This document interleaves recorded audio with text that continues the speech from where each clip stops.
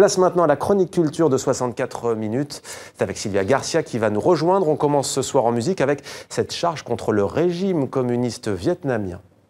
Tao đéo chịu làm nô lệ, mẹ cộng sản, tụi mày sẽ sớm bị lật, mẹ cộng sản, tất cả sẽ biết sự thật, mẹ cộng sản. Nguyễn Tấn Dũng sẽ trốn đi đâu với tất cả tài sản, cả đám ăn cướp chuyên nghiệp, kế hoạch quá bài bản, dân thì ai oán, nước này ai bán, với thằng tham nhũng rồi sẽ phải chết mà không được mai táng. Người công an đứng đường sẽ là những đứa bị giết trước, tao hứa sẽ đái vào xác tụi mày mà không cần tiếc nước. Cái tội tụi mày bắt bớ đánh đập người dân thật vô cớ. Bonsoir Sylvia, bonsoir, ravi de vous retrouver et en vietnamien ça s'appelle Dites Mi Cong San, un titre très cru en langue vietnamienne, c'est traduit en anglais par Aïe, fuck communisme.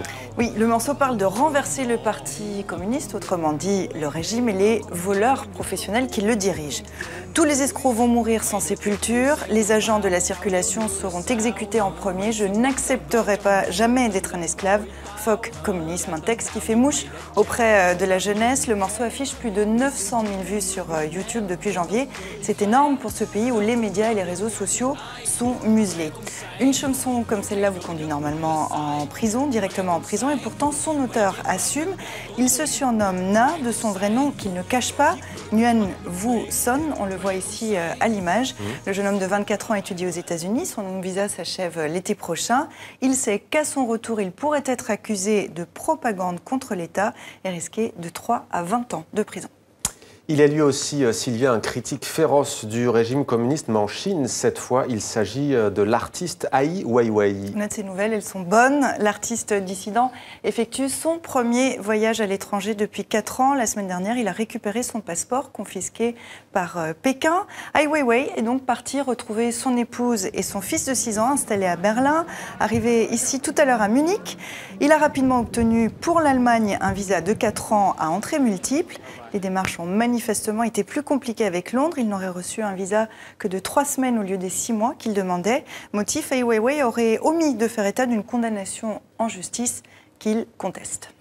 Et on va terminer, Sylvia, avec ce que l'on évoquait dans le Grand Angle, avec Patrick Veil. L'immigration peut-elle être une chance pour les pays d'accueil? Le musée de l'histoire de l'immigration à Paris accueille une installation de Meshach Gaba. Meshach Gaba, on le voit ici, né au Bénin. Il se partage entre Cotonou et Rotterdam aux Pays-Bas.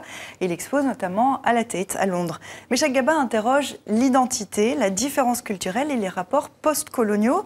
Ses créations traduisent sa vision de la société africaine urbaine qui rêve de consommation et fait fabriquer ses tresses en Chine. Ce sont précisément des perruques, on les voit là, monumentales, vous allez voir, qui traduisent parfaitement sa réflexion.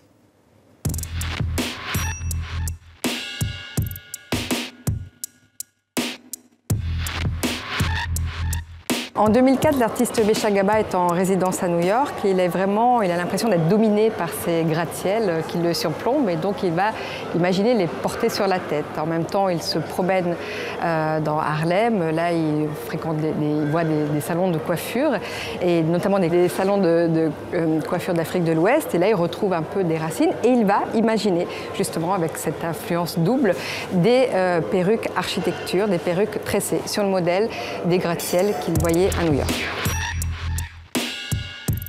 Les perruques architecture, il y a des perruques voitures et puis des perruques Mava, musée d'art et de la vie active, qui elles sont des perruques centrées sur des personnages célèbres qui ont marqué notre histoire par leur contribution à l'art, à l'histoire, à la science, comme Pythagore par exemple. C'est des perruques qui sont faites à partir d'un élément représentatif de la personne. À partir de ces perruques, il va organiser ce qu'il appelle des processions. C'est-à-dire qu'il va faire défiler des personnes toutes de blanc vêtues qui vont porter ces perruques sur la tête et il fera notamment la première à Cotonou où il traversera la ville car il considère que la ville en fait, de Cotonou est une ville avec beaucoup d'installations comme un musée et il le déclara d'ailleurs musée d'art et de la vie active. Et puis il va réitérer ces processions et il en fera plusieurs et notamment une en 2013 à Paris au moment de la FNAC.